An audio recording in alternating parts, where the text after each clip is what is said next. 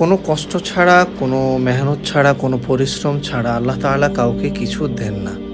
কথা বলছি স্যাক্রিফাইস নিয়ে, যে কোনো কিছু পেতে হলে, কোনো কিছু অর্জন করতে চাইলে তার জন্য মেহনত করতে হয়, কষ্ট করতে হয়, পরিশ্রম করতে হয়, নিজের মেধা ও শ্রমকে কি করতে হয়, কাজে লাগাতে হয়। হযরত ইব্রাহিম আলাইহিস সালাতু ওয়াস সালামের কথাই যদি আমরা বলি, যে হযরত ইব্রাহিম আলাইহিস সালাতু ওয়াস সালামের যে মাকাম, যে মর্যাদা, সমস্ত আম্বিয়া কেরামের মধ্যে ওনার যে মর্যাদা, ওনার মর্যাদা ছিল একটু উপরের দিকে।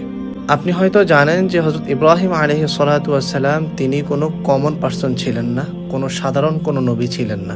ইহুদিরা বলতো ইব্রাহিম আলাইহিস সালাম আমাদের, ঈসাইরা বলতো হযরত ইব্রাহিম আলাইহিস সালাতু ওয়াস সালাম হলো আমাদের।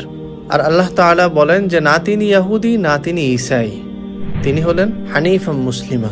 হযরত ইব্রাহিম আলাইহিস সালাতু ওয়াস সালামের ইম্পর্টেন্স দেখুন, ওনার মর্যাদা এতটাই ঊর্ধ্বে